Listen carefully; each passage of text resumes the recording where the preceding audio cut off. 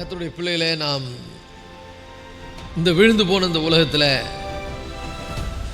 தேவனுடைய பிள்ளைகளாய் ஏனோக்கை போல வாழ்வது எப்படி என்கிற தலைப்பின் கீழ் தேவனுடைய வார்த்தையை நாம் தியானித்துக் கொண்டிருக்கிறோம். அதில் கடந்த நாட்களிலே தேவன் நம்மை வைத்திருக்கிற நிலைகளிலும் நம்முடைய உறவுகளிலும் நாம் தேவனோடு சேர்ந்து நடக்க வேண்டும் என்பதை பற்றி நாம் பேசணும். இதில் மிக முக்கியமாக 3 காரியங்களை குறித்து நாம் பேசணும். ஏதோ கிறிஸ்தவ வாழ்க்கை என்பது யாரோடும் ஒற்றி உறவாடாமல் தனிப்பட்ட ரீதியில் ஏதோ சன்னியாசியை போல வாழ்வதல்ல. ஏனோக்கு அந்த மாதிரி தேவனோடு என்ன பண்ணலை, நடக்கலை.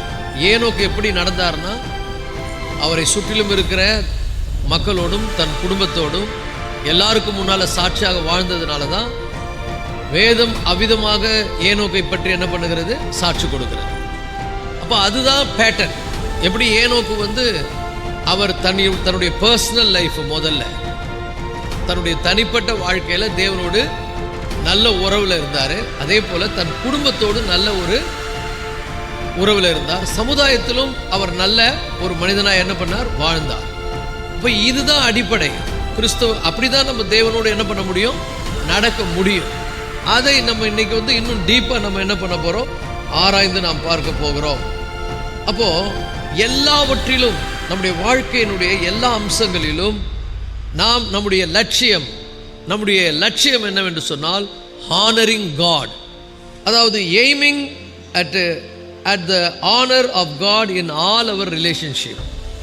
நம்முடைய எல்லா உறவுகளிடத்திலும், நம்ம தனிப்பட்ட ஜீவியத்தில், நம்முடைய குடும்பத்தில், நம்முடைய சொந்தக்காரங்க, சபை, நம்முடைய சமுதாயம், இவங்க எல்லாரும் இடத்துலையும் நம்ம எப்படி நடக்கணும், இணைந்து அவங்க நம்மளை பார்க்குற அளவுக்கு சாட்சி உள்ளவர்களாக நம்ம வாழணும். இன்றைக்கி நிறைய கிறிஸ்தவங்க அப்படி வாழறதில்லை, யாரு கூடயும் ஒட்டுறதில்லை, உறவாடுறதில்லை. நான் என் ஆவிக்குரிய வாழ்க்கை, நான் நல்லா இருக்கிறேன், மற்றவங்க எப்படி இருந்தான்னா நல்லா புரிந்து கொள்ளுங்கள். நம்முடைய குடும்பங்களிலும் சில குறைபாடுகள் இருக்கும், உறவுகள் மத்தியிலும் சில குறைபாடுகள் இருக்கும், சபையில் இருக்கக்கூடிய மக்கள் மத்தியிலும் குறைபாடுகள் இருக்கும், சமுதாயத்திலும் குறைபாடுகள் இருக்கும். குறைபாடுகளை பார்க்காமல் நாம் எப்படி இருக்கணும்னா, தேவனுடைய பிள்ளைகளாய் எல்லாரும் நம்மளை பார்த்து ஆண்டவரை பின்பற்றத்தக்க விதமாக நம்முடைய வாழ்க்கை ஒரு நல்ல சாட்சி உள்ள அடிப்படையான ஒரு வாழ்க்கை என்ன பண்ணணும், இருக்க வேண்டும். அதனால தான் நம்முடைய லட்சியம் என்ன என்று சொன்னால், எல்லாவற்றிலும் தேவனை மகிமைப்படுத்தி வாழ்வது தான் நம்முடைய லட்சியம். ரோமருக்கு எழுதின நிருபத்தில் 15ஆம் அதிகாரம் 2ஆம் வசனத்தில் அப்போஸ்தலனாகிய பவுல் திருச்சபை மக்களுக்கு அவர் எழுதுகின்ற மிக முக்கியமான காரியம், ரோமர் 15ஆம் அதிகாரம் 2ஆம் வசனம். ரோமர் 15:2, நம்மில் ஒவ்வொருவனும் பிறனுடைய பக்தி விருத்திக்கு ஏதுவான நன்மை உண்டாகும்படி அவனுக்கு பிரியமாய் நடக்க கடவன். இதை கவனிங்க, நம்மில் ஒவ்வொருவனும் நம்முடைய பக்தி விருத்திக்கு ஏதுவான நன்மை உண்டாகும்படி பலவீனர் நன்மை உண்டாகும்படி அவனுக்கு பிரியமாய் நடக்க கடவன். அப்படின்னா இதை ரொம்ப கூர்ந்து கவனிக்க வேண்டிய காரியம். நம்மில் ஒவ்வொருவனும், நாம் எல்லாரும் தேவபக்திக்கு ஏதுவான நன்மை உண்டாகும்படி, நம்மளை பார்த்து ஒருத்தர் விசுவாச வாழ்க்கைக்குள்ளே வரத்தக்கதாக, நம்மை பார்த்து ஒருவர் ஆண்டவரை பின்பற்றத்தக்கதாக நம்ம என்ன பண்ணணும், நம்ம முதல்ல எப்படி இருக்கணும், பக்தியாய் நடக்கணும். நம்ம வாழ்க்கை எப்படி இருக்கணும், சாட்சியாக இருக்கணும். நம்ம குடும்பத்திலும், நம்முடைய சபையிலும், நம்முடைய உறவுகளிலும், நம்முடைய சமுதாயத்திலும் நம்ம எப்படி வாழணும்னு சொன்னால், நம்ம பார்த்து மற்றவங்க நம்மளை ஆண்டவரை பின்பற்றத்தக்க விதமாக நம்முடைய வாழ்க்கை என்ன பண்ணணும், ஒரு எக்ஸாம்பிளாக இருக்கணும். இப்போ நல்லா புரிந்து கொள்ளுங்கள். நீங்கள் ஜபிக்கிற ஜபத்தை பார்த்துட்டு மற்றவங்க ஜபிக்க ஆரம்பிக்கணும். அப்புறம் அவங்க ஜபிக்கிறாங்களே, அப்போ நானும் ஜெபம் பண்ணணும். நீங்கள் பைபிளை வாசிக்கிறத பார்த்து அவங்கள மாதிரி நானும் பைபிளை, தேவனுடைய வார்த்தையை வாசிக்கணும். நீங்கள் சாட்சியாக வாழ்வதை பார்த்து நானும் இவங்கள மாதிரி ஆண்டவருக்கு சாட்சியாக வாழணும். அதுதான் இந்த வசனத்தின் மூலம் நமக்கு சொல்லுகின்ற அடிப்படை சத்தியம். நம்மில் ஒவ்வொருவனும் பிறனுடைய பக்தி விருத்திக்கு ஏதுவான நன்மை உண்டாகும்படி. நல்லா புரிஞ்சுங்க, மற்றவங்க இடறுகிறபடி நாம் வாழக்கூடாது. ஒழுக்கக்கேடான வாழ்க்கை வாழக்கூடாது. சபையில் நம்ம எப்படி நடந்துக்கிறோம் ரொம்ப முக்கியம். ஏன்னா சபையில் இருக்கிற விசுவாசிகள் நம்ம பார்த்து அவங்க பக்தி விருத்தி அடையணும். குடும்பத்தில் நம்ம நடந்துக்கிறத பார்த்து அவங்க பக்தி விருத்தி அடையணும். சமுதாயத்தில் நம்ம நடந்துக்கிறத பார்த்து அவங்க பக்தி விருத்தி அடையணும். இன்றைக்கி ஒருத்தர் பண்ணுற தப்புனால நல்லா இருக்கிற கொஞ்சம் பேர் என்ன பண்ணுறாங்கன்னா கெட்டு போகிறாங்க. ஏனோக்குடைய வாழ்க்கை எப்படி இருந்தது? கொஞ்சம் ஏனோக்கு வாழ்க்கை எப்படி இருந்தது? அவர் யாரு கூடயும் ஒட்டி உறவாடாமல் ஏதோ தனித்து சன்னியாசியை போல் என்ன பண்ணலை, தேவனோடு நடக்கலை. அவர் எப்படி நடந்தார்? ஆதியாமம் 5:22 திருப்பி வாசிங்கள். ஆதியாமம் 5:22 ஏனோக்கு எப்படி தேவனோடு நடந்தார்?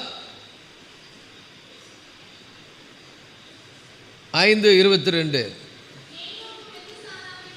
ஏனோக்கு மெத்துசாலாவை பெற்ற பின் 300 வருஷம் தேவனோடு சஞ்சரித்து கொண்டிருந்து குமாரரையும் குமாரத்திகளையும் பெற்றான். நல்லா புரிஞ்சுங்க. குடும்ப உறவு விட்டு தனித்து போய் சன்னியாசியாக போய் வாழலை அவர்.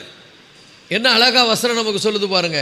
ஏனோக்கு மெத்துசாலாவை பெற்ற பின், அப்போ ஒரு ஃபேமிலியோடு இருக்கிறார், மனைவியோடு இருக்கிறாரு. அவருக்கு மெத்துசாலா என்கிற மகன் பிறக்கிறான். 300 வருஷம் தேவனோடு சஞ்சரித்து கொண்டிருந்து அப்புறம் குழந்தைய பெற்று எடுக்கிறார். அப்போ குடும்ப உறவில் அவர் இருக்கிறார், குடும்ப வாழ்க்கையில் இருக்கிறார். அவருடைய வாழ்க்கை எப்படி இருந்ததுன்னா சன்னியாசமான வாழ்க்கையில் குடும்ப உறவில் மனைவியோடு இருக்கிறார், பிள்ளைகளோடு இருக்கிறார், சராசரியான வாழ்க்கை வாழ்கிறார். அதன் மத்தியில் அவங்க இவருடைய பக்தி உள்ள வாழ்க்கையை பார்த்து வியக்கத்தக்க விதமாக, ஆச்சரியப்படத்தக்க விதமாக ஏனோக்கு வாழ்ந்ததுனால வேதம் எப்படி சாட்சி கொடுக்கிறது?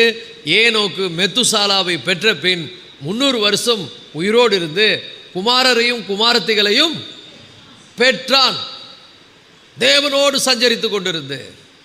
அப்போ தேவனோடு ஒரு மனிதன் சஞ்சரித்து கொண்டு குடும்ப வாழ்க்கையை வாழ முடியும். சமுதாயத்தில் ஒரு நல்ல சாட்சி உள்ள மனிதனாய் வாழ முடியும். சபையில் ஒரு நல்ல சாட்சி உள்ள ஒரு மனிதனாய் வாழ முடியும். யாரையும் விட்டுட்டு தனியாக போய் ஏனோக்கு என்ன பண்ணலை, வாழவில்லை. இதை நம்ம இதுதான் நம்முடைய மிக முக்கியமான அடிப்படையான சத்தியம். நாம் ஒவ்வொருவனும் பிறனுடைய பக்தி விருத்திக்கு ஏதுவான நன்மை உண்டாகும்படி பக்தி விருத்தி அடையணும். உங்களை பார்த்து யாராவது விசுவாச வாழ்க்கையில் வளர்ந்துருக்கிறாங்களா?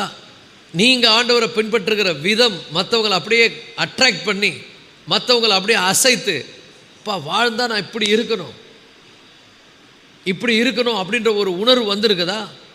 அப்படி தான் நம்ம இருக்கணும். அதுதான் தேவனோடு சஞ்சரித்து கொண்டிருந்து வாழுகின்ற வாழ்க்கை, தேவனோடு அடிப்படையில் இணைந்து வாழ்வது. ஸோ எல்லாவற்றிலும் ஆண்டவரை கனவீனப்படுத்துகிற மாதிரி, மற்றவங்க இடர்ற மாதிரி வாழவே கூடாது. எல்லாவற்றிலும் தேவன் மகிமைப்படும் விதமாக, எல்லாரும் நம்மளை பார்த்து விசுவாச வாழ்க்கைக்குள் வரத்தக்கதாக நம்முடைய வாழ்க்கை என்ன எப்படி இருக்கணும்? பயனுள்ளதாக இருக்கணும். இன்னொரு முறை கூட அந்த வசனத்தை வாசிப்போம். நம்மில் ஒவ்வொருவனும் பிறனுடைய பக்தி விருத்திக்கு ஏதுவான நன்மை உண்டாகும்படி அவனுக்கு பிரியமாய் நடக்க கடவன். இடரல் பண்ணுறது ஈஸி. நீங்கள் தப்பாக நடந்துட்டீங்கன்னா எல்லாமே தப்பாக போயிடும். ஒரு ஆள் தப்பு பண்ணிட்டான் அப்படின்னா எல்லாரும் அவங்கள ஃபாலோ பண்ண ஆரம்பிச்சிடுவாங்க. அப்போ நான் இந்த சபைக்கு நான் தான் ஒரு சாட்சி. என்ன எல்லாரும் பார்த்து என்னை பின்பற்றுகிற விதமாக நான் எப்படி இருக்கணும்? நல்லா நடக்கணும், சாட்சியாக நடக்கணும். யார் யாருக்கு என்னென்ன செய்யணுமோ அந்தந்த காரியங்களை, யாருக்கும் செய்ய வேண்டிய காரியங்களை நான் என் மனைவிக்கு எப்படி நடக்கணும், பிள்ளைகளுக்கு எப்படி நடக்கணும், உறவுகளுக்கு மத்தியில் நான் எப்படி நடக்கணும், உறவினர்களை எப்படி நடத்தணும். சில பேர் பார்த்திங்கன்னா தான் உண்டு தான் குடும்பம் உண்டுன்னு இருப்பாங்க. அப்படி இருக்கக்கூடாது. உறவுகள் மிக மிக முக்கியம். நம்ம கூட பிறந்தவங்க, நம்ம சார்ந்த உறவுகள் ரொம்ப ரொம்ப அவசியம். அதே போல் நம்ம சபை விசுவாசிகள் மிக மிக அவசியம். அதுபோல் நம்முடைய சமுதாயம், நம்ம பக்கத்தில் இருக்கிறவங்க, பக்கத்து வீட்டுக்காரர், அண்டை வீட்டுக்காரர், நம்மை சுற்றில் இருக்கிறவங்க ரொம்ப முக்கியம். ஏன்னா நான் வாழ்கிற வாழ்க்கை மூலமாக அவங்க பக்தி விருத்திக்கு ஏதுவாய் வளருவார்கள். ஒரு ஆமென் சொல்லுவோமா?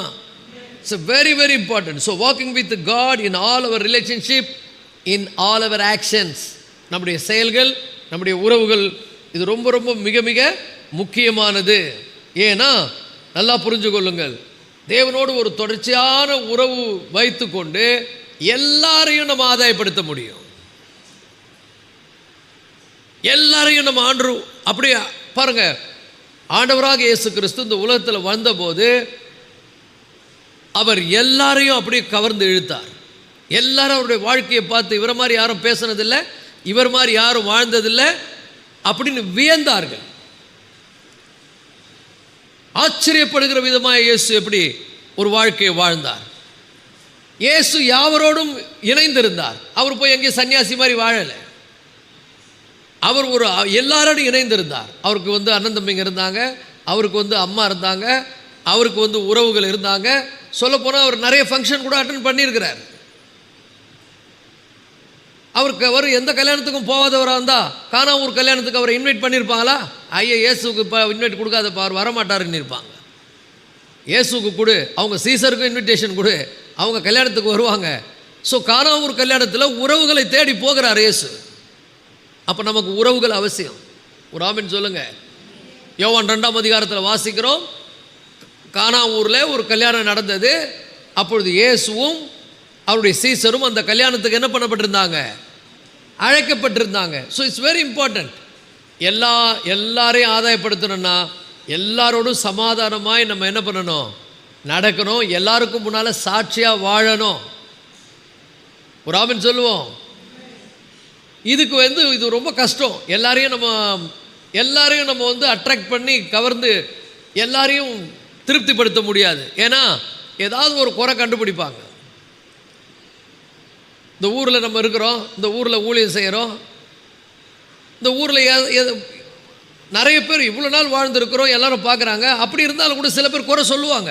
பட் ஆனால் நம்ம வாழுற வாழ்க்கையை பார்த்தா அவங்களே ஒரு நாள் என்ன பண்ணுவாங்க? புரிந்து கொள்வார்கள். அதே மாதிரி நம்ம சொந்தக்காரர்கள், நம்முடைய உறவுகள் ரொம்ப முக்கியம். ஆவிக்குரிய வாழ்க்கையில் என் தனிப்பட்ட கிறிஸ்தவ வாழ்க்கை, என்னுடைய குடும்பம், என்னுடைய உறவுகள், என்னுடைய சபை. ஏனோக்கு எப்படி வாழ்ந்தார்? அப்படி தான் வாழ்ந்தார் அவர். நான் ஆண்டோடைய பிள்ளை, நான் தேவனோடு சஞ்சரிக்கிறேன், யாரும் எனக்கு தேவையில்லைன்னு எங்கேயோ காட்டுக்கு போய் என்ன பண்ணலை, தனியாக இல்லை. வசனம் ரொம்ப தெளிவாக சொல்லுகிறது. ஏனோக்கு மெத்துசாலாவை பெற்ற பின் 300 வருஷம் உயிரோடு இருந்து குமாரர் தேவனோடு சஞ்சரித்து கொண்டிருந்து குமாரரையும் குமாரத்திகளையும் என்ன பண்ணாராம்? பெற்றார். ஒரு ஆமென் சொல்லுவோம். அப்போ அது ரொம்ப ரொம்ப முக்கியம். அது அப்படிதான் நம்ம ஆண்டவரை பின்பற்றணும். நம்ம எல்லாருக்கும் ஆண்டவர் நம்மளை எங்கே வச்சிருக்கிறாரு? நீங்கள் உலகத்துக்கு உப்பாக இருக்கிறீர்கள். நான் உலகத்துக்கு உப்பாக இருக்கிறேன்னா என் மூலமாக நான் எல்லாரையும் என்ன பண்ணணும்னா சாரம் ஏற்ற வேண்டும், எல்லோரையும் சுவை உள்ளவர்களாய் மாற்ற வேண்டும். என் வாழ்க்கை ஒரு எசென்சியல். அப்போது நல்லா புரிந்து கொள்ளுங்கள், என் வாழ்க்கையினுடைய மிக முக்கியமான லட்சியமே தேவனை என்ன பண்ணுவது? கனப்படுத்துவது. To honour God. நான் வாழுற வாழ்க்கையை பார்த்து எல்லாரும் என்னுடைய தேவனை என்ன பண்ணணும்? மகிமைப்படுத்தணும். இவர் ஏன் இப்படி வாழறார்னா, இவரோடு கூட இருக்கிற தேவன் நல்ல தேவன், இவர் ஆராதிக்கிற தேவன் அற்புதமான தேவன் நம்மளை பார்த்து சாட்சி கொடுக்கணும். அந்த அளவுக்கு நான் என்ன பண்ணணும்? ரொம்ப அற்புதமாக வாழணும். இது ரொம்ப முக்கியம். அப்போது the honor of God must be our chief aim. தேவனை கனப்படுத்துகிற வாழ்க்கையை எல்லோரோடும் சேர்ந்து வாழ்வது, எல்லாருக்கும் முன்னால் வாழ்வது ரொம்ப முக்கியம். அல்லேலூயா. அப்போது நான் என்னுடைய சாட்சி உள்ள வாழ்க்கையை என்ன பண்ணுவது? வாழ்வது ரொம்ப அவசியம். அதுதான் ஏனோக்கு ஒரு அற்புதமான ஒரு உதாரணமாக அவர் என்ன பண்ணுறாரு? இருக்கிறார். இன்றைக்கி நிறைய பேர் எப்படி இருக்கிறாங்க? அவங்க தனிப்பட்ட வாழ்க்கையில் தங்களை பக்தி உள்ளவர்களாக காண்பித்துக் கொள்வாங்க, கிறிஸ்தவங்களாக காண்பித்துக் கொள்வாங்க. அது போதும்னு நினைப்பாங்க. ஆனால் அது அல்ல. நல்லா புரிஞ்சுங்க. உண்மையான பக்தி வெறும் ஜபத்தில் மட்டுமல்ல, அது மட்டும் இல்லை, வெறும் என்னை சுற்றிலும் உள்ள என்னுடைய தனிப்பட்ட ஜீவியத்தில் மட்டும் இல்லை, எல்லாரும் பார்க்கிற விதமாக என்னுடைய வாழ்க்கை எப்படி இருக்கணும்? திறக்கப்பட்ட புத்தகமாக இருக்க வேண்டும். பவுல் எழுதுகிறார், நீங்கள் தேவனுடைய நற்கந்தகங்களாக இருக்கிறீர்களே. நற்கந்தகம் என்ன பண்ணும்? வாசனை வீசும். நற்கந்தகம் என்ன பண்ணும்? வாசனை வீசும். அந்த வாசனை எல்லாரும் முகர்வார்கள். எல்லாரும் முகர்ந்து என்ன பண்ணுவாங்க? அப்பா என்ன அருமையான வாசனை.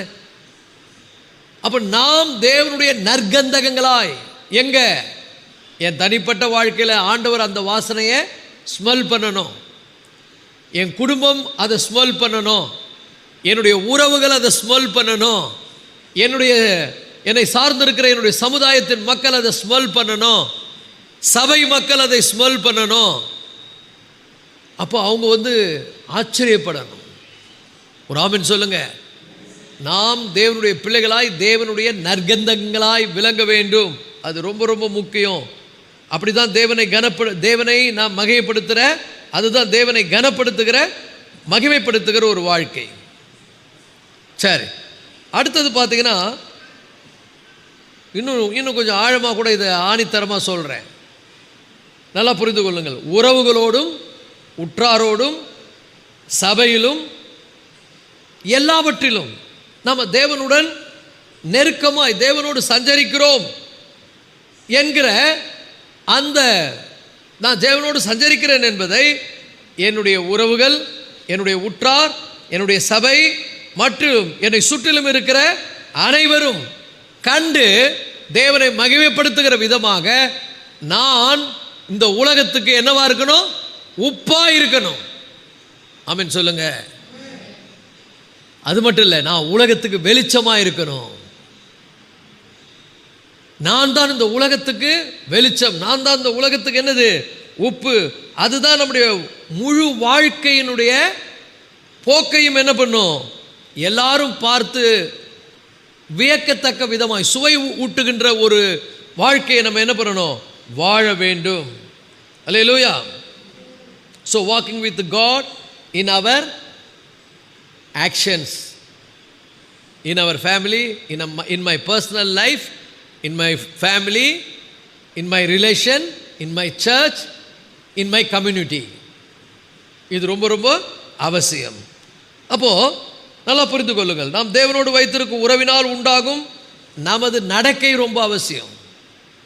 ஆக்ஷன்ஸ், நடக்கை. நீ ஆண்டவரோடு கரெக்டாக இருந்தேன்னா எல்லாரோடும் கரெக்டாக இருப்ப.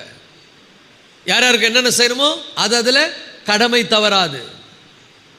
உங்கள் பங்கு என்ன பண்ணுவீங்க? செயலாற்றுவீர்கள். அதில் வஞ்சனை இருக்காது, அதில் போராமை இருக்காது, அதில் கசப்பு இருக்காது, அதில் பகை இருக்காது, அதில் விரோதம் இருக்காது, இதெல்லாம் இருக்காது. இப்போ வசனத்தில் நீங்கள் வாசித்தீங்கன்னா, நம்ம தேவனோடு உறவு வைத்து கொள்ளும்போது அந்த உறவினுடைய மேன்மையை வேதம் எவ்வளவு அழகாக தெளிவாக சொல்லு தெரியுமா? தேவனோடு நான் வைத்து கொள்ளக்கூடிய உறவு, அல்லது தேவனோடு நான் ஏனோக்கை போல சஞ்சரிக்கின்ற ஒரு அனுபவம், தேவனோடு நடக்கின்ற ஒரு அனுபவம், அது எத்தன்மையானது அப்படின்னா, எபிரேயர் 12:14 சொல்லுது, ஒரு குறிப்பிட்ட மக்களோடு அல்ல. அந்த வசனம் எப்படி ஆரம்பிக்குது பாருங்க. யாவரோடும் சமாதானமாக இருக்கவும் பரிசுத்தம் உள்ளவர்களாக இருக்கவும் நாடுங்கள். பரிசுத்தம் இல்லாமல் ஒருவனும் கர்த்தரை தரிசிப்பது இல்லையே. எல்லாரும் வாசிக்கலாமா அந்த வசனத்தை? வேதத்தை திறந்துங்க. இது ரொம்ப முக்கியமான வசனம். இதிலிருந்து நிறைய விஷயங்களை நான் சொல்ல போகிறேன். எல்லாம் எடுத்துங்க. எபிரேயர் 12:14 யாவரோடும் சமாதானமாக இருக்கவும் பரிசுத்தம் உள்ளவர்களாக இருக்கவும் நாடுங்கள். பரிசுத்தம் இல்லாமல் ஒருவனும் கர்த்தரை தரிசிப்பதில்லையே. அப்போ நல்லா புரிந்து கொள்ளுங்கள். உங்கள் குடும்பத்தோடு நீ சமாதானமாயிரு, உங்கள் சொந்தக்கார கூட சமாதானமாயிரு, அல்லது உனக்கு தெரிஞ்சவங்க கூட சமாதானமாயிரு. இல்லை, வசனம் எப்படி சொல்லுது? யாவரோடும். ஆனால் கஷ்டம். எல்லாரோட சமாதானமாக இருக்க முடியுமா? கொஞ்சம் ட்ரை பண்ணி பாருங்கள், கஷ்டம். ஆனால் வசனம் என்ன சொல்லுது? நாடுங்கள். இந்த நாடுங்கள் என்ற வார்த்தை ஆங்கிலத்தில் எப்படி வருது பாருங்க. நான் ஆம்பிளிஃபைட் பைபிள்லேருந்து வாசிக்கிறேன். Strive to live in peace with everybody and pursue that construction and holiness without which no one will ever see the Lord. அதாவது strive to live in peace with everybody. என்ன சொல்லுதுன்னா, சமாதானமாக இருக்க பாடுபடுங்கள். யாவரோடும் சமாதானமாக இருக்க பாடுபடுங்கள். தமிழில் என்ன வருது? யாவரோடும் சமாதானமாக இருக்க நாடுங்கள். ஆம்பிளிஃபைட் பைபிள் என்ன வருது? Strive to peace with everyone. அப்போ எல்லோரோடும் சமாதானமாக இருக்க என்ன பண்ணுங்க? பாடுபடுங்கன்னு அர்த்தம். எல்லாரோடும் சமாதானமாக இருக்க முடியாது. இப்போ நம்ம சொந்தக்காரங்களே கூட பாருங்கள், சில பேர் நம்மளை நல்லா மதிப்பாங்க, சில பேர் போறாமையாக பார்ப்பாங்க, சில பேர் கடித்து கொட்டிக்குவாங்க. அவங்களுக்கு என்னமோ ஆதங்கம் தெரியாது. நீங்கள் என்னதான் நல்லது செய்தாலும் ஏதோ ஒரு விஷயம் அவங்கள பாதித்திருக்கும். நம்ம ஏதோ தப்பு பண்ணியிருப்போம், எங்கேயோ அவங்களுக்கு நம்ம ஏதோ தப்பு பண்ணிகிட்ருப்போம். அல்லது நம்ம நம்ம நம்ம மேலேயே நம்ம கரெக்டாக சொல்லக்கூடாது. நான் ரொம்ப கரெக்டாக நடக்கிறேன் அதனால் அவங்க கோச் அப்படி சொல்லக்கூடாது. சில நேரங்கள் நம்ம மிஸ்டேக் பண்ணியிருக்கலாம், அல்லது ஏதோ ஒரு காரியம் நம்ம செய்தது அவங்களுக்கு பிடிக்காமல் இருக்கலாம். இது ஒரு பகுதி. இன்னொரு நேரத்தில் சில பேருக்கு நம்ம நல்லா இருந்தாலே பிடிக்காது. கூடவே இருப்பாங்க, எல்லாம் பார்ப்பாங்க, நல்லா இருக்கிறது அவங்களுக்கு பிடிக்காது, பொறாமைப்படுவாங்க. சில பேர் என்ன பண்ணுவாங்க, நல்லா இருந்தாலும் வாழ்த்துவாங்க, அதை தூற்றுவாங்க, கெட்டு போனாலும் தூற்றுவாங்க. வாழ்ந்தாலும் ஏசும், தாழ்ந்தாலும் ஏசும், வையகம் இது தானடா. நாம் நல்லா இருந்தாலும் பிடிக்காது, சில பேருக்கு கொஞ்சம் கஷ்டப்பட்டாலும் பிடிக்காது. எல்லாமே இருக்குது இந்த உலகம், அப்படிப்பட்ட உலகம். ஆனால் பைபிள் நான் சொல்லுது, சரி அப்படி தான் இருக்கிற உலகம். ஆனால் நீ என்ன பண்ணு, யாவரோடும் சமாதானமாக இருக்க பாடுபடு. அது பீஸ் உண்டாக்கிடு. போய்ட்டு அதை ரிகன்சல் பண்ணி அதை சமாதானம் பண்ண முயற்சி பண்ணு. முயற்சி மட்டும்தான் நம்ம பண்ணணும். மற்றது யார் பண்ணுவா? மற்றது யார் கையில் இருக்குது? கர்த்தர் கையில் இருக்குது. ஆனால் இன்றைக்கி நம்ம என்ன பண்ணுறோம், ஆமாம் நான் போனேன், அவங்க மூஞ்சை தூக்கின்னு போகிறாங்க, நான் அது மூஞ்சிலே முழிக்க மாட்டேன்றோம். அப்படி செய்யக்கூடாது. அவங்க வேற, நம்ம வேற. ஏன்னா பைபிள் எனக்கு சொல்லுது, யாவரோடும் சமாதானமாக இருக்கவும். சில பேர் நமக்கு கோச்சுக்குவாங்க, அது அவங்களுடைய சுபாவம். சில பேர் அதை ஏற்கனவே சொன்னேன் இல்லையா, கசப்பாக இருப்பாங்க. ரொம்ப டேஞ்சர் அது. நம்ம கசப்பாக இருக்கக்கூடாது. ஏன்னா அடுத்த வசனம் சொல்லுது, 15ஆம் வசனத்தை வாசிங்க. அதே எபிரேயர் 12:15. 12:15. ஒருவனும் தேவனுடைய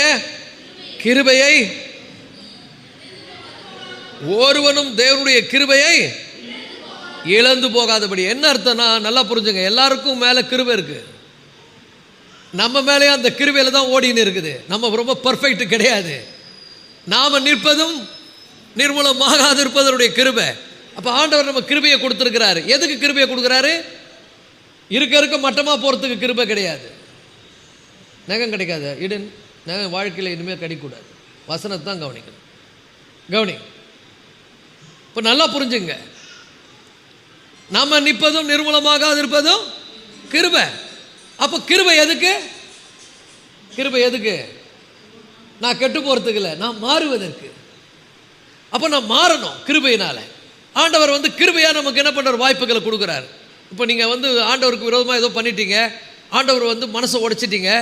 நீங்கள் அடுத்த நாள் போய், ஆண்டவரே என்ன ஆண்டவரே நான் அப்படி பண்ணிட்டேன்னா, மூஞ்சிலே முழிக்காத, என்னை எப்படி வேதனைப்படுத்தினேன், நீ பண்ணதெல்லாம் தவறு போன்னு சொல்ல மாட்டார். கிருபை கொடுக்குறாரு. ஏன்? மாறுவதற்கு. அதே போல தான் நம்மளும் மற்றவங்களுக்கு கிருபையை காமிக்கணும். ஐ மீன் இரக்கத்தை காமிக்கணும். இரக்கம் உள்ளவர்கள் பாக்கியவான்கள், அவர்கள் இரக்கம் பெறுவார்கள். அப்போ என்ன அர்த்தம்னா, சில பேர்லாம் அப்படி தான் இருப்பாங்க. பக்கத்தில் பார்த்து சொல்லுங்கள், சில பேர்லாம் அப்படி தான் இருப்பாங்க. அவங்களுக்கு வாழ்ந்தாலும் பிடிக்காது, தாழ்ந்தாலும் பிடிக்காது, நல்லா இருந்தாலும் பிடிக்காது, கொஞ்சம் கஷ்டம். அவங்க கஷ்டப்பட்டால் நம்மளும் அதே மாதிரி கஷ்டப்படணும்னு நினைப்பாங்க. நம்ம நல்லா இருந்துட்டோம், ஐயோ நல்லா இருக்கிறாங்களே நான் இப்படி இருக்கிறேனே. நல்லா புரிஞ்சுங்க, சமாதானமாக அவங்க சில பேர் அப்படி தான் இருப்பாங்க. அதனால் நம்ம அவங்களுக்கு உதவி செய்யாமல் போகக்கூடாது. அவங்கள டெவலப் பண்ணி நம்ம அவங்களுக்கு இரக்கத்தை காமிக்கணும். பரவாயில்ல, அவங்க மாறட்டும். ஏன்? என் ஆண்டவர் சொல்லியிருக்கிறார், யாவரோடும் சமாதானமாக இருக்க என்ன பண்ணு, பாடுபடு. சில நேரங்கள் நம்ம போய் சமாதானம் பண்ணால் கூட சில பேர் சமாதானம் விட மாட்டாங்க. நீ ஏன் சமாதானம் ஆகிற, நீ சமாதானம் ஆகக்கூடாது. அவங்க என்னடா பண்ணாங்க, எப்படிலாம் பேசுனாங்க, என்னெல்லாம் பண்ணாங்கன்னு நம்மளை ஏற்றி விடுவாங்க. ஆனால் நம்ம கடவுளுக்கு தான் பயப்படணும். யாருக்கு பயப்படணும்? வினோவ சொல்லு, யாருக்கு பயப்படணும்? கர்த்தருக்கு பயப்படணும். யாரையும் உள்ளுக்குள்ளே நம்ம கசப்பான வேர் முளைக்கக்கூடாது. அந்த வசனத்தை இன்னொரு முறை வாசிங்க. 15. ஒருவரும் தேவனுடைய கிருபையை இழந்து போகாதபடி, ஒருவனும் தேவனுடைய கிருபையை இழந்து போகாதபடிக்கு யாதொரு கசப்பான வேர் முளைத்து எழும்பி கலகம் உண்டாகிறதினால் அநேகர் தீட்டுப்படாத படிக்கும். யாதொரு கசப்பான வேர் முளைத்து எழும்பி அதனால் அநேகர் தீட்டுப்படாத படிக்கும். அல்லேலூயா. இப்போ நல்லா புரிஞ்சுங்க, நமக்குள்ளே கசப்பான வேர் முளைக்க விடக்கூடாது. அது அப்படியே டீப்பாக ரூட் ஆகும், உள்ளே போய்டும். அது வேர். அது சில பேருடைய வாழ்க்கையில் அந்த கசப்பான வேர் உள்ளே போனதுனால சில பேரை பார்த்தாலே பேய் பார்க்குற மாதிரி பார்ப்பாங்க. பாருங்கள், ஒருத்தர் சர்ச்சில் எப்படி பார்க்குறோம், நல்லா பார்க்குறோம். இதே யாரோ ஒருத்தரை நீங்கள் பார்க்குறீங்க, சில பேர் சொல்லுவாங்க பார்த்தாலே வயிறு எரியுதுன்னுவாங்க. இல்லை, அவங்கள பார்த்தாலே அப்படியே சில பேர் சொல்லுவாங்க பாருங்கள், என்னென்னமோ சொல்லுவாங்க, என் அங்கம் எல்லாம் எரியுதுன்னுவாங்க. அது நமக்கு வேணாம், நம்ம தூக்கி போட்டுருவோங்க. நமக்குள்ளே ஏதோ ஒரு கசப்பான வேர் முளைத்து நான் தேவனுடைய கிருபை இழந்து போகக்கூடாது. ஏன்னா நான் இருக்கிறதே கிருபை. அப்போது அவர் எனக்கு கிருபை காமிப்பது போல் நானும் மற்றவங்களுக்கு என்ன பண்ணணும், கிருபை இரக்கத்தை காமிக்கணும். ஏன்னா ஆண்டவர் ஒரு ஓமையை சொல்கிறார். இந்த மாதிரி இருக்கிற ஆட்டிடியூட் உள்ள மக்களுக்கு ஒரு ஓமையை சொல்கிறார். என்ன சொல்கிறாரு, ஒருத்தன் ஒரு அரசன்கிட்ட அதிகமான கடன் பெற்றிருந்தான். அதிகமான கடன் பெற்று ராஜா என்ன சொன்னால் அவனை கூட்டு வானார். கூட்டின்னு வந்தவொடனே நீ எல்லா கடனும் கொடுத்து தீர்க்கணும், இல்லைனா எல்லாத்தையும் விற்று எனக்கு இப்போ பைசல் பண்ணுன்றாரு. உடனே அவன் காலில் விழுந்து, ஐயா என் மேலே பொறுமையாயிரும், நான் எவ்வளோ ட்ரை பண்ண கொடுக்க முயற்சிக்கிறேன், என்னால் முடியலை, நிர்வாகம் இல்லை, என்னால் மேலேயே வர முடியல. அப்படியா, ராஜா இறக்கப்பட்டு போ, உனக்கு எல்லாத்தையும் மன்னிச்சிட்டேன், நீ கொடுக்க வேணாடா போடா அப்படின்னு அனுப்பிட்டார். போனவன் ரொம்ப சந்தோஷமாக போனான். கொஞ்சம் போன உடனே அவன் எதிர இவன்கிட்ட கடை வாங்கினா பாருங்க, கொஞ்சம் கடை வாங்கினா அவன் வரான். அவன் வந்த உடனே இவன் என்ன பண்ணுறான், அவனை போய் கழுத்தை பிடிச்சி நெரிச்சு, என்கிட்ட வாங்கின கடனை இப்போவே வெய், இல்லை உன்னை விட மாட்டேன்னு சொல்லி என்ன பண்ணுறான், அவனை போலீஸில் கம்ப்ளைண்ட் கொடுத்து கைது பண்ணி ஜெயிலில் போடுறான். ஜெயிலில் இந்த மாதிரி ஒரு ஆளை போட்டாங்க, இந்த ஆளுக்கிட்ட கடை வாங்கினதுனால கம்ப்ளைண்ட் கொடுத்தாருன்னு ராஜாவுக்கு தெரிஞ்ச உடனே, நானே அவனுக்கு அவ்வளோ கடனை மன்னிச்சேனே, ஏன் அவன் இந்த சின்ன கடனை மன்னிக்கக்கூடாது, அவனை கூப்பிடுன்னு சொல்லி அவனை என்ன பண்ணாராம், அழுகையும் பற்கடிப்புமான ஒரு இடத்துல போட்டார்னு வருகிறார். அது என்னன்னு சொன்னால், கொடுமையான சூழ்நிலைக்கு நேராக அவர்கள் தள்ளப்படுகிறார்கள். மன்னிக்காத சுபாவம் கொடிய நோய்களுக்கு நேராக சில பேரை நடத்தி விடுகிறது. நல்லா புரிஞ்சுங்க. அப்போ யாதொரு கசப்பான வேர் முளைத்து எழும்பி அதனால் நம்ம தீட்டுப்படாதபடிக்கு நம்ம இருதயத்தை நம்ம எப்படி வச்சுக்கணும், தெளிவாக வைத்துக்கொள்ளணும். இப்போ நல்லா இந்த வசனத்தை படிங்க. யாவரோடும் சமாதானமாக இருக்க என்ன பண்ணுங்க, நாடுங்கள். தமிழில், ஆங்கிலத்தில் பாடுபடுங்கள், முயற்சி செய்யுங்கள்.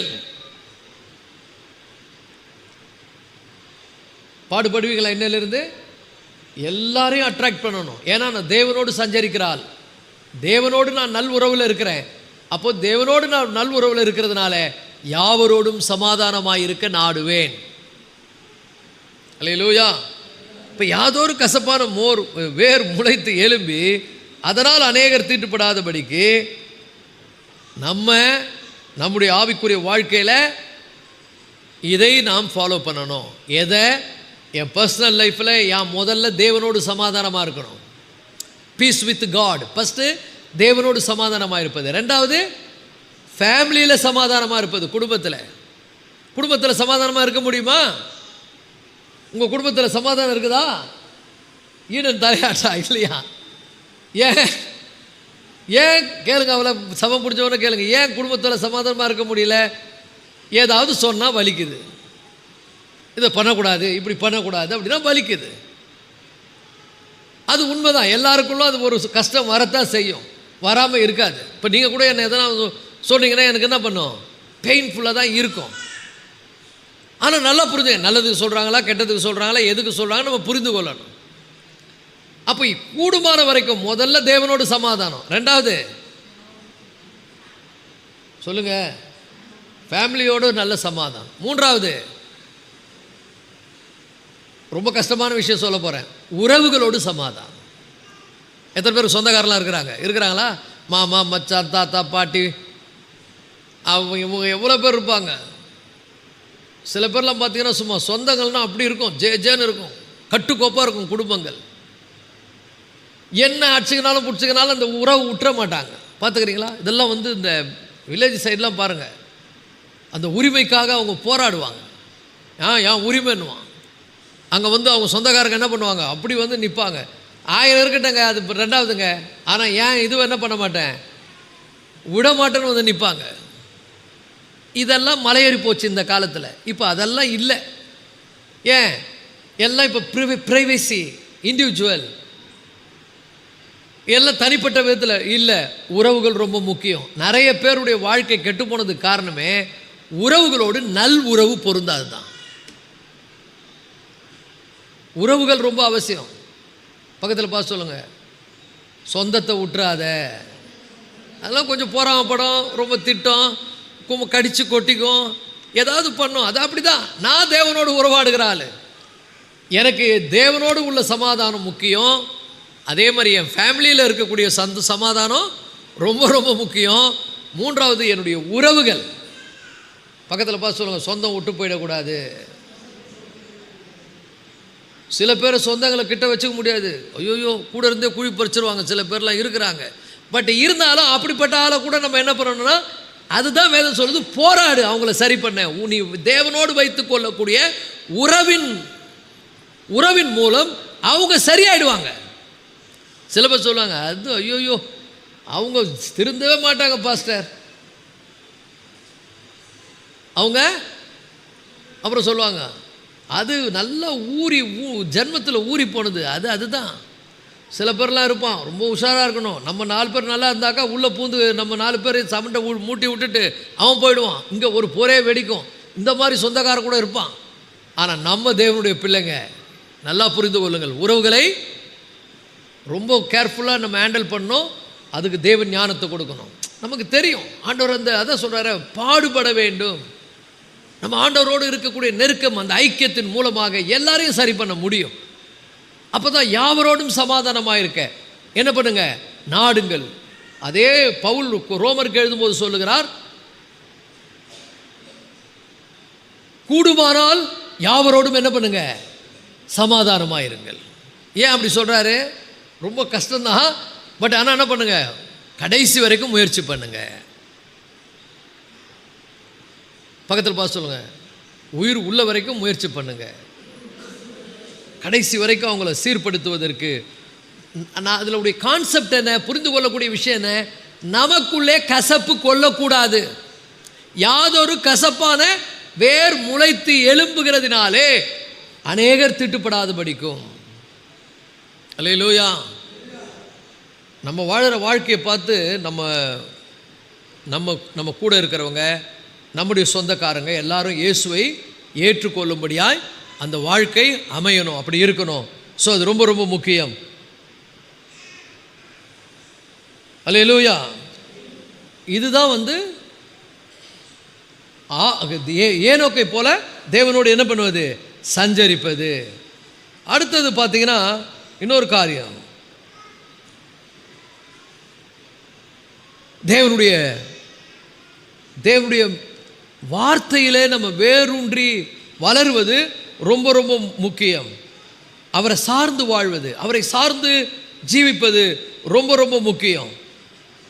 எல்லாவற்றிலும் கர்த்தரை மகிமைப்படுத்துவது. வேலை செய்கிற இடத்துல கூட நீங்கள் சாட்சியாக இருக்கணும். வேலைக்காரரே, நீங்கள் என்ன பண்ணுங்க, உங்கள் எஜமான்களுக்கு கீழ்ப்படிந்திருங்கள். இது ஒரு சங்கிலி மாதிரி, ஆர்னமெண்ட், ஒரு செயின் போடுறல ஒரு சங்கிலி மாதிரி, தங்க சங்கிலி மாதிரி. இது எப்படி இருக்குன்னா அப்படியே தொடர்ந்து போய்கொண்டே இருக்கும்.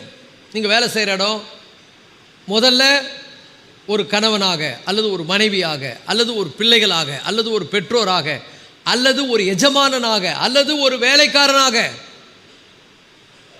அல்லது உங்களுடைய உறவுகளாக, அது எப்படியே தொடர்ந்து போது பாருங்க.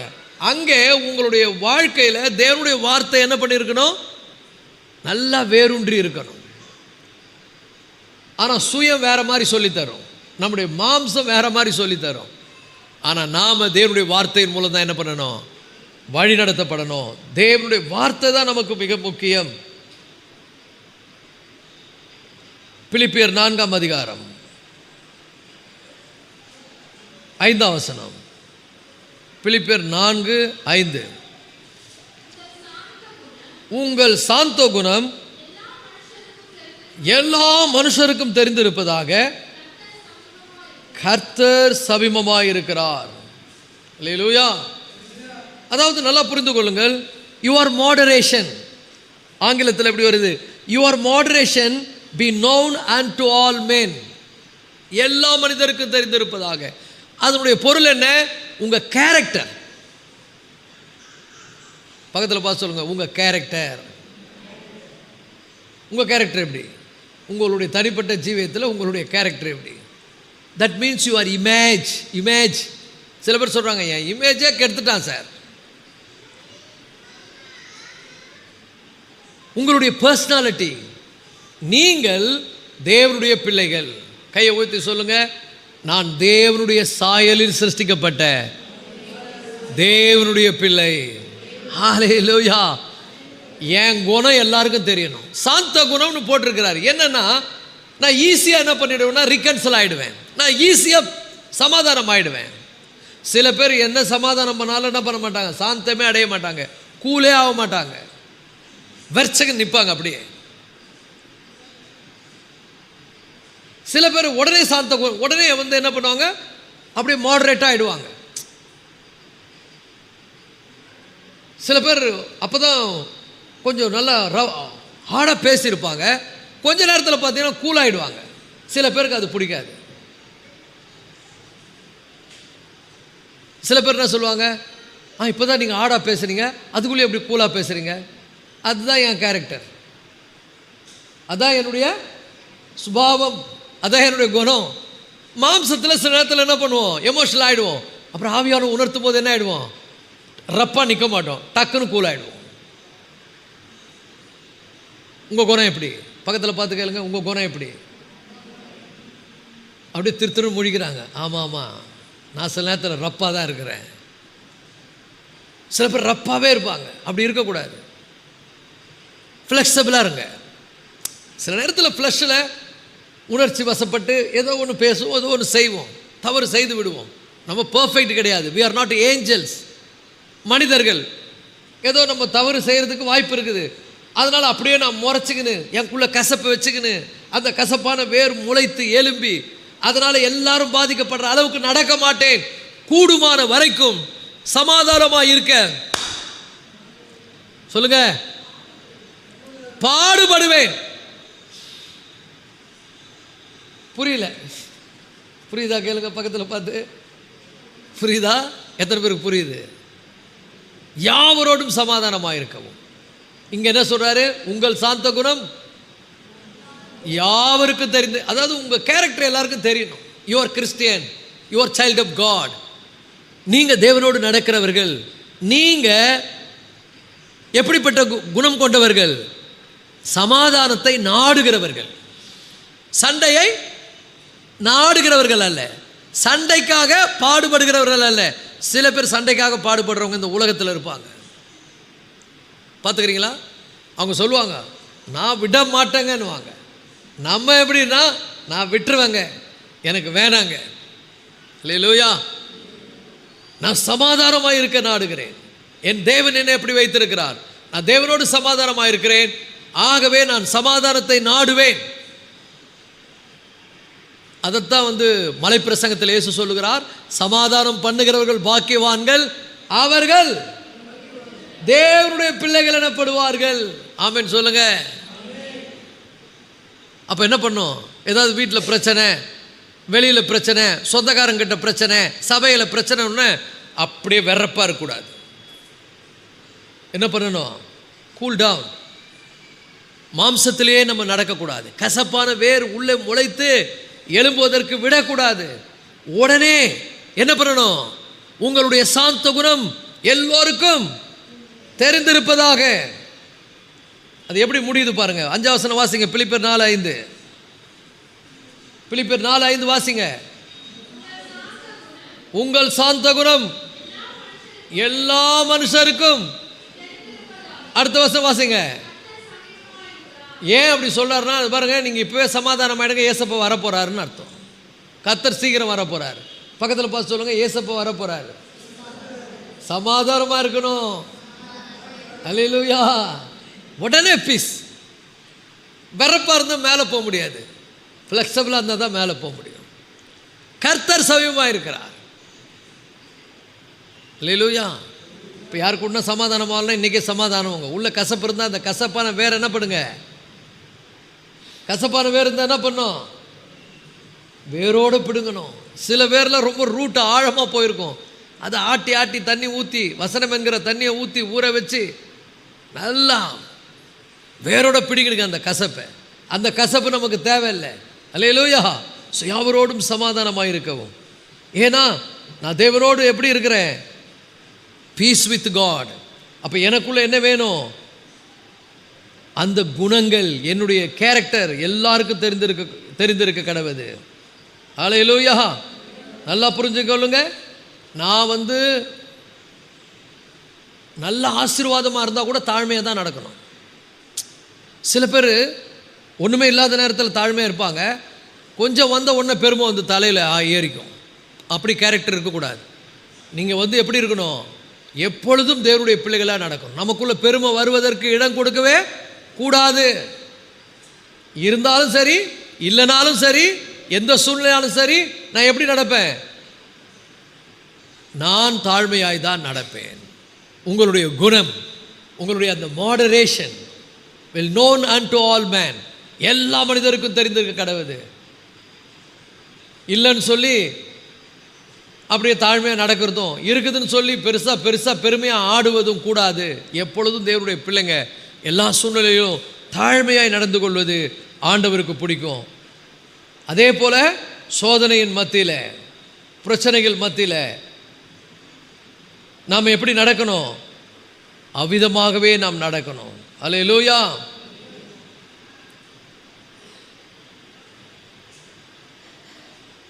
ஒருபோதும்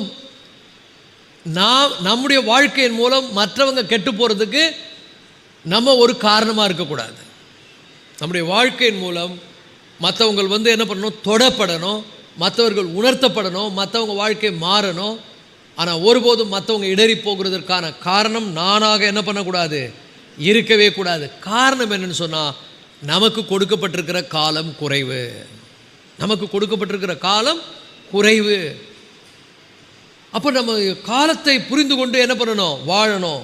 1 கொரிந்தியர் 7ஆம் அதிகாரம் 29ஆம் வசனத்திலிருந்து 31ஆம் வசனம் வரைக்கும். 1 கொரிந்தியர் 7:29 மேலும் சகோதரரே, நான் சொல்லுகிறது என்னவெனில், இனி வரும் காலம், நல்லா புரிஞ்சுங்க, short, our time is very short, our time is short. இனி வரும் காலம் குறுகினதானபடியால் மனைவிகள் உள்ளவர்கள் மனைவிகள் இல்லாதவர்கள் போலும், அழுகிறவர்கள் அழாதவர்கள் போலும், சந்தோஷப்படுகிறவர்கள் சந்தோஷப்படாதவர்கள் போலும், கொல்லுகிறவர்கள் கொல்லாதவர்கள் போலும், இவ்வுலகத்தை அனுபவிக்கிறவர்கள் அதை தகாத விதமாய் அனுபவியாதவர்கள் போலவும் இருக்க வேண்டும். இந்த உலகத்தின் வேஷம் கடந்து போகிறது. அல்லேலூயா. அப்போ நல்லா புரிந்து கொள்ளுங்கள், இந்த உலகத்தின் வேஷம் கடந்து போகிறது. இனிவரும் காலம் பொல்லாததாக இருக்கிறது. காலம் எப்படி இருக்கிறது, குறைவாக இருக்கிறது. அப்போ நாம் எப்படி வாழணும், நல்ல பண்பு நல்ல குணங்கள் கொண்டவர்களாக தேவ உறவில் இருக்கிறோம் என்பதை உலகம் காணும் விதமாக நம்முடைய வாழ்க்கை எப்படி இருக்கணும். எந்த பெருமையோ எந்த ஒரு கர்வமோ நமக்குள்ளே வராதபடிக்கு எப்பொழுதும் எப்படி நடக்கணும், தாழ்மை உள்ளவர்களாய் நாம் நடந்து கொள்ளணும். விட்டு கொடுத்து வாழ பழகணும், தாழ்மையாக வாழ பழகணும். ஒருபோதும் எந்த விதத்திலும் தகாத விதமான வாழ்க்கையை நாம் வாழக்கூடாது. இந்த உலகத்தில் தகாத விதமாய் உலகத்தை அனுபவிக்கிறவர்களாக வாழக்கூடாது. இந்த உலகத்தில் நான் ரட்சிக்கப்பட்டவன் என்கிற ஒரு அடையாளத்தோடு காணப்படுவது ரொம்ப ரொம்ப அவசியம். அதுதான் என்னது, மாடரேஷன். மாடரேஷன் சொன்னால் என்ன அர்த்தம், என்னுடைய நல்ல பண்பு, என்னுடைய நல்ல பண்புகள் நல்ல குணங்கள். இந்த உலகம் பார்க்கிற விதமாய் அவங்க இப்படிப்பட்டவங்க, நம்ம போனால் நம்மக்கிட்ட தயவாக நடப்பாங்க, நம்ம போனால் அவங்க அதை பெருசாக எடுத்துக்க மாட்டாங்க, விட்டு கொடுப்பாங்க அப்படி என்கிற, ஏன்னா நம்ம அப்படி தான் நடக்கணும். அதுதான் நான் தேவனோடு சஞ்சரிக்கிறேன் என்பதற்கான ஒரு அடையாளம். தேவனோடு நான் சஞ்சரித்தால் நான் எப்படி இருப்பேன்னு சொன்னால், என் கேரக்டர் மூலமாக ஜனங்களை தொடுவேன். என்னுடைய சுபாவத்தின் மூலம் ஜனங்களை நான் அப்படியே ஆண்டவரிடத்தில் திருப்புவேன். ஆண்டவர் பக்கம் திருப்பேன். நான் ஆண்டவரோடு நல் உறவு வைத்திருக்கிறேன். ஆகவே என்னுடைய செயல்கள் மூலமாக ஜனங்களை என்ன பண்ணுவேன்? கர்த்தரிடத்தில் திருப்புவேன். ஒரு ஆமென் சொல்லுவோமா? அல்லேலூயா. ஒரு நாளும் பெருமை என்ன ஆள விட மாட்டேன். ஒரு நாளும் நான் என்கிற அந்த அகம்பாவத்தில் நான் வாழ மாட்டேன். நான் தேவனுடைய பிள்ளை, எனக்கு மேலே ஒருவர் இருக்கிறார், நான் அவருக்கு பயந்து கூடுமான வரைக்கும் இந்த உலகத்தில் என்னுடைய சாந்த குணம் யாவருக்கும் வெளிப்படுகிற விதமாக நான் தேவனோடு வைத்துக் கொள்ளுகிற உறவின் மூலம் என்னுடைய குணத்தை இந்த மக்கள் கண்டு கர்த்தரிடத்தில் திரும்பத்தக்க விதமாய் என் வாழ்க்கை ஒரு சாட்சி உள்ள வாழ்க்கையாய் வாழ வேண்டும். அப்படிதான் தேவனோடு சஞ்சரிக்கிற அனுபவம். யார் கூட ஒட்டாமல் உறவாடாமல் நான் பாட்டுன்னு சில பேர் சொல்லுவாங்க, நான் உண்டு என் வேலை உண்டுன்னு இருக்கிறேங்க, நான் யாரு கூட பேசுகிறதில்ல, யாரையும் பார்க்குறதில்ல, எல்லாரும் கெட்டவங்க அப்படின்டுவாங்க. நம்மளே ஆண்டவருக்கு முன்னால் யார்? நல்லவன் ஒருவனும் இல்லை, ஒருவனாகிலும் இல்லை. நாம் நிற்பது கிருபையினால். அப்போ அந்த கிருபையை கொண்டு தான் மற்றவங்களை இரக்கத்தை காண்பித்து மற்றவர்களை கத்திரத்தில் என்ன பண்ணணும்? திருப்ப வேண்டும். ஸோ நம்ம எதில் ஆளுகை செய்யணும்னு சொன்னால் அவர் மாடரேஷன். நம்முடைய நல்ல குணங்களை கொண்டு நாம் இந்த உலகத்தை ஆளுகை செய்யணும் ஒழிய கெட்ட குணங்களை கொண்டு ஆளுகை செய்யக்கூடாது. பக்கத்தில் பார்த்து சொல்லுங்கள், கெட்ட குணங்களால் ரூல் பண்ணக்கூடாது. Don't rule with the bad attitudes. Rule your family, rule your relation, rule your church, rule your community with a good attitude. அல்லேலூயா.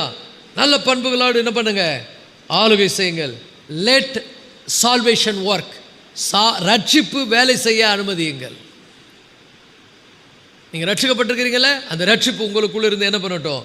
கிரிகை நடப்பிக்கட்டும். அல்லேலூயா. அடுத்தது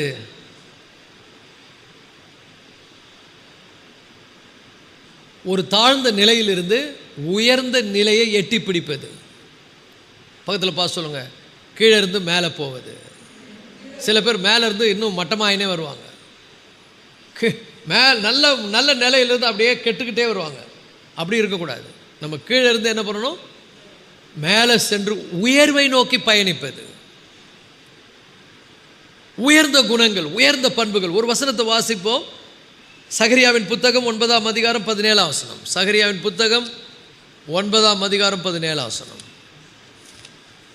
ஏனோக்கை போல தேவனோடு சஞ்சரிப்பது எப்படி என்பதை பற்றி படித்து கொண்டு வருகிறோம். சகரியா 9:17.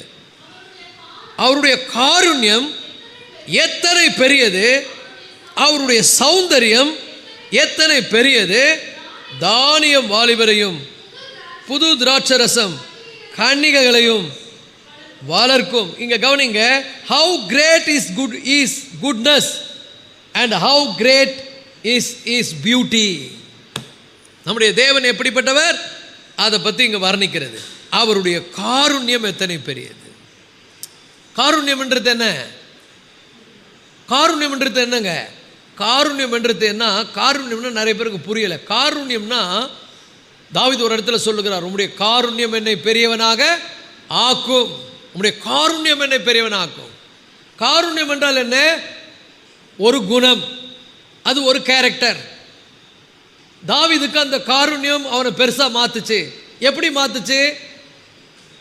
சவுலை கொலை செய்வதற்கான வாய்ப்புகள் அவனுக்கு கிடைச்சது இல்லை? சவுலை கொண்டுட்டு அடுத்தது யார் ராஜா? தாவீது ராஜா. ஆனால் தாவீது சவுலை கொண்டுட்டு அந்த இடத்துக்கு வர விரும்பலை. தேவன் தன்னை அந்த இடத்துக்கு கொண்டு வர விரும்பினான். ஆகவே தேவனுக்குள்ள எப்படி விட்டு கொடுக்கிற குணம் இருந்ததோ அதே குணம் தாவீதுக்குள்ள இருந்தது. ஆகவே சவுலை விட்டுட்டான். 2 முறை இல்லை, பல முறை விட்டுட்டான். நம்மளை அப்படியே செய்கிறோம், விட்டு கொடுக்குறோமா? உடனே எதிர்த்து நிற்கிறோம். நீயா நானா? நீ இப்படி சொன்னா நான் அப்படி சொல்லுவேன். நீ இப்படி பண்ணா அப்படி பண்ணுவேன். இல்லை, அந்த வாய்ப்பை கர்த்தர் எனக்கு தரட்டும், நான் அந்த வாய்ப்பை போய் என்ன பண்ண மாட்டேன், ரஷ் பண்ணி எடுத்துக்க மாட்டேன். அதான் காருண்யம். அப்போ தேவனுடைய காருண்யம் என்ன? நம்மளை அவர் உடனே நியாயம் தீர்க்கலாம், உடனே தண்டிக்கலாம். ஆனால் அவர் நம்மளை உடனே நியாயம் தீர்க்கிறது இல்லை, உடனே தண்டிக்கிறது இல்லை. நம்மை என்ன பண்ணுறாரு, விட்டு கொடுக்கிறார். அதே விட்டு கொடுக்குற குணத்தை நமக்கும் கொடுக்கிறார். அப்போ யார் நமக்கு தீமை பண்ணாலும் விட்டுருங்க. சில பேர் நினைக்கிறாங்க அது அழிஞ்சு போவோமா, அது செத்து போவோமா, அது நல்லா இருக்காம போவோமா, அது நாசமா, அப்படி நினைக்காதீங்க. கர்த்தர் அவங்கள பார்த்துக்கிட்டோம், கர்த்தர் என்ன ஆசீர்வதிப்பார், அவ்வளோதான். அவங்க என்ன ஒன்றா என்ன சபிக்கட்டும், அவர்கள் சபித்தாலும் நீர் என்னை ஆசீர்வதியும். எல்லாம் 2 கையை உயர்த்தி ஆண்டவரை பார்த்து சொல்லுங்க, ஆண்டவரே இந்த உலகத்தில் யார் என்ன சபித்தாலும் நீர் என்னை ஆசீர்வதியும். நான் ஒருபோதும் என் வாயை திறந்து சாபத்தை சொல்ல மாட்டேன். யாரையும் சபிக்காதீங்க. நீ நல்லாவே இருக்க மாட்டேன் சொல்லாதீங்க. அவங்க நீ நல்லாவே இருக்க மாட்டேன்னு சொன்னாலும் நீங்கள் சொல்லுங்க, அவர்கள் சபித்தாலும் நீர் என்னை ஆசீர்வதியும். அல்லேலூயா. அப்போ அவருடைய காருண்யம் எத்தனை பெரியது, அவருடைய சௌந்தரியம் எத்தனை பெரியது. இந்த சௌந்தரியன்ற வார்த்தையை கவனிங்க, இது ரொம்ப அற்புதமான வார்த்தை. உன்னத பாட்டில் இந்த வார்த்தை வருகிறது. அது ரொம்ப அழகாக ஆங்கிலத்தில் சொல்லப்பட்டிருக்கிறது. altogether lovely. அவர் முற்றிலும் அழகானவர். நம்முடைய தேவன் எப்படிப்பட்டவர்? முற்றிலும் அழகானவர். சிலது பார்த்தீங்கன்னா மேலே மட்டும்தான் அழகு, உள்ளெல்லாம் அவ்வளோ சொத்தை. சில பேர் பார்த்தீங்கன்னா பார்க்கறதுக்கு நல்லா சக்க செவல்னு சும்மா அப்படி தேவதை மாதிரி இருப்பாங்க, குணத்தை பார்த்தீங்கன்னா பேய் மாதிரி இருப்பாங்க. சில பேர் கட்ட கரையல்னு ஒரு மாதிரி இருப்பாங்க பார்க்கறதுக்கு, ஆனால் குணத்தில் பார்த்தீங்கன்னா பியூட்டிஃபுல்லாக இருப்பாங்க. அப்போ நல்லா புரிஞ்சுங்க. அதனால் சிவப்பு மட்டும் கருப்பு வசதி இல்லை கருப்பு மட்டும் சிவப்பு வசதி இல்லை, உங்களுக்குள்ளே இருக்கிற குணம் தான் வசதி. ஆல்டுகெதர் லவ்லி, முற்றிலும் அழகானவர். நம்முடைய தேவன் எப்படிப்பட்டவர்? முற்றிலும். அவர் கேரக்டர், அவருடைய சுபாவம், அவருடைய குணாதிசயம் எல்லாமே அழகு. நம்ம கூட எப்படி இருக்கணும்? நம்முடைய கேரக்டரில், நம்முடைய சுபாவத்தில், நம்முடைய எல்லா நடக்கையில் ஆண்டவருக்கு முன்னால் நம்ம ஆல்டுகெதர் லவ்லி. நம்முடைய ஆண்டவர் ஆல்டுகெதர் லவ்லி, நாமும் எப்படி இருக்கணும்? Altogether lovely. ஹல்லேலூயா. அந்த வசனத்தை பார்க்கும்போது எவ்வளோ ஆச்சரியமாக இருக்குது. அவருடைய காருண்யம் எத்தனை பெரியது, அவருடைய சௌந்தரியம் எத்தனை பெரியது. அவருடைய காருண்யம் எத்தனை பெரியது, அவருடைய சௌந்தரியம் எத்தனை பெரியது. ஹல்லேலூயா. அப்போ நல்லா புரிந்து கொள்ளுங்கள், நாம் ஒரு சிருஷ்டிப்பு. நாம் யாருங்க? தேவனால் சிருஷ்டிக்கப்பட்ட சிருஷ்டிப்பு. நம்ம யாரு? தேவனால் சிருஷ்டிக்கப்பட்ட சிருஷ்டிப்பு. ஆனால் சிருஷ்டிகரை போல மாறணும். யாரை மாதிரி மாறணும்? ஏஞ்சல் சொல்லி யாரை மாதிரி மாறணும்? சிருஷ்டிகரை மாறி மாறணும். அல்லேலூயா. ஒரு நிலையிலிருந்து உயர்ந்த நிலைக்கு ஏறி செல்வது. நாம நல்லா புரிந்து கொள்ளுங்கள், மனுஷனா இருந்து உயர்ந்த நிலையை அடைவது. எப்படி அடைவது? தேவனுடைய பிள்ளைகள் என்று அழைக்கப்படுவது. இப்பொழுது தேவனுடைய பிள்ளைகளாக இருக்கிறோம்.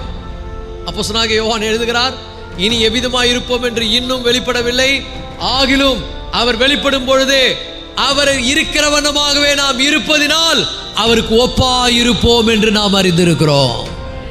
ஹல்லேலூயா.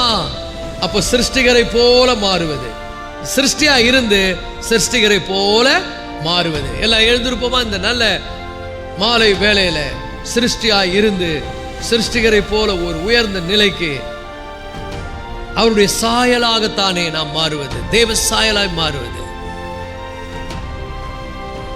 யாவரோடும் சமாதானமாய் இருக்கக்கூடிய அந்த சுபாவம், யாவரோடும் நல்ல ஒரு ஐக்கியத்தோடு இருக்கக்கூடிய ஒரு சுபாவம் நமக்கு அவசியம்.